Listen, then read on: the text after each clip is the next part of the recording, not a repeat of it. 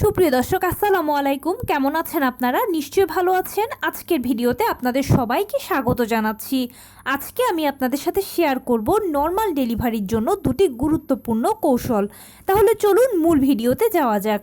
By the way, মূল ভিডিওতে যাওয়ার আগে একটা কথা বলি, আমি আমার চ্যানেলে pregnancy related, specially normal delivery related অনেক ইম্পর্ট্যান্ট তথ্য ভিডিও আকারে শেয়ার করে থাকি।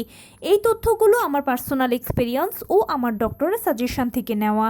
তাই আমার চ্যানেলটিকে যদি একবার আপনারা ভিজিট করেন, তাহলে আপনারা আপনাদের প্রশ্নাতীত মনের অনেক প্রশ্নের উত্তর পেয়ে যেতে পারেন।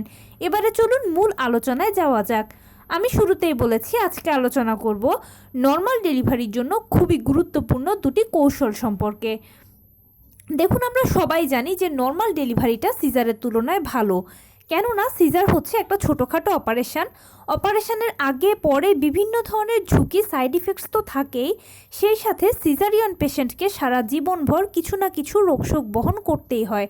কিন্তু নর্মাল ডেলিভারি তার সব কিছু থেকে সেফ ও সিকিউরড। এছাড়া নর্মাল ডেলিভারির পেশেন্ট সারা জীবনই আরামসে দিনাতিপাত করতে পারেন, আর সেজন্য আমরা সবাই নর্মাল ডেলিভারিকে প্রেফার করি।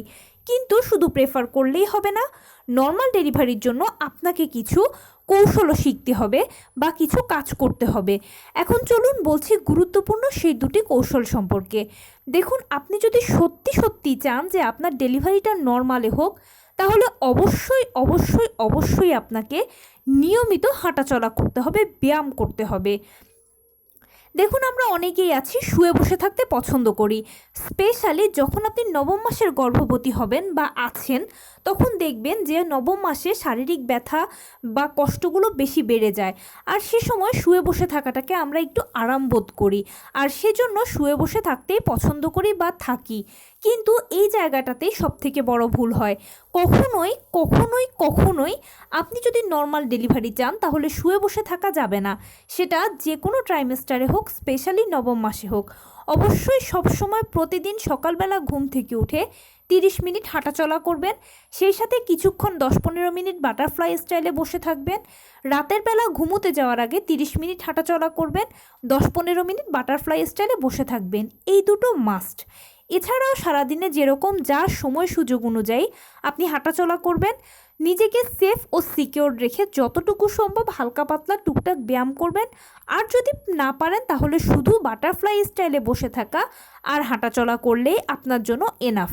এই কাজটা আপনাকে করতেই হবে, আপনার যত কষ্টই হোক না কেন।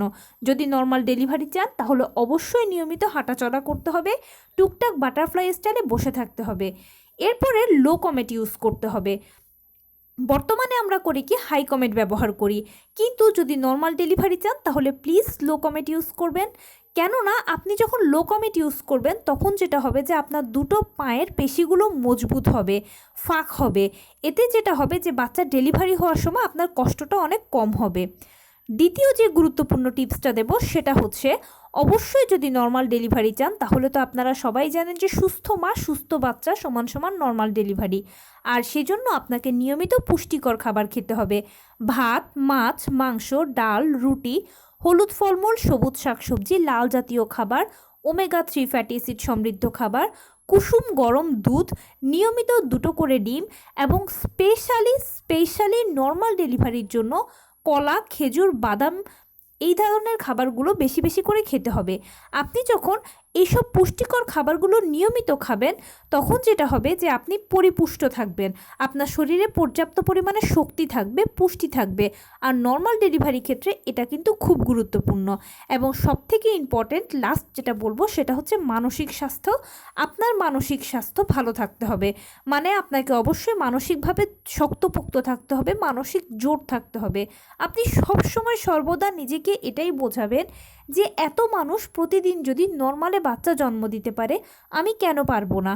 আমিও পারবো, কারণ আমি নারী, আমি সব পারি।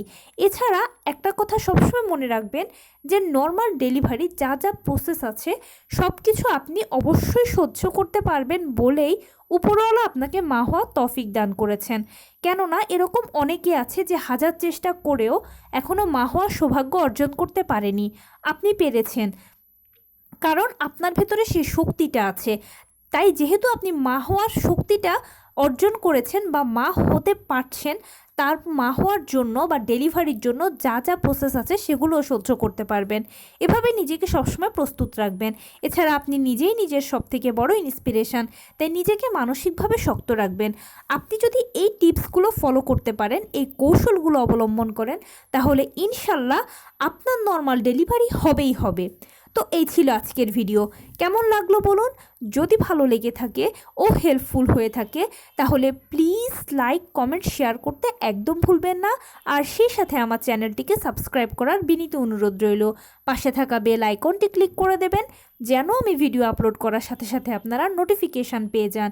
এছাড়া আপনাদের যা যা প্রশ্ন আছে সেগুলো আমাকে চাইলে কমেন্টসে জানাতে পারেন, আমি সর্বোচ্চ চেষ্টা করব উত্তর দেওয়ার। তাছাড়াও আপনাদের যদি কোনো পরামর্শ থাকে যে কোন বিষয়ের উপরে ভিডিও বানালে আপনাদের উপকার হবে, আমাকে প্লিজ জানাবেন। আমি সর্বোচ্চ প্রায়োরিটি দেব আপনাদের পছন্দের। ভালো থাকবেন, সুস্থ থাকবেন। আসসালামু আলাইকুম।